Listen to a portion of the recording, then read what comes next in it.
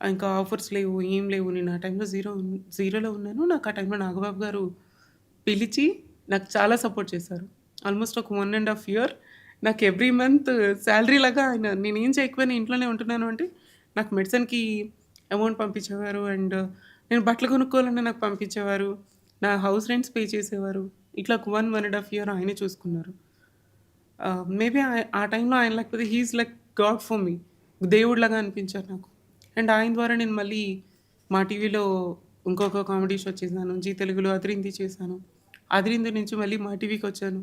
మా టీవీ నుంచి అప్పుడు మళ్ళీ 'బిగ్ బాస్'కెళ్ళాను. 'బిగ్ బాస్'కెళ్ళేటప్పుడు కూడా జస్ట్ చెప్పాను, "సార్ నేను వెళ్తున్నాను సార్. నాకు తెలీదు ఏదీను. ఇప్పటిదాకా నేనెప్పుడు రియాలిటీ షోలో పార్టిసిపేట్ చేయలేదు. కొత్తగా ఉంది" అంటే, "ఏం లేదు నువ్వు వెళ్ళు నేనున్నాను కదా!" అని చెప్పేసి అన్నారు.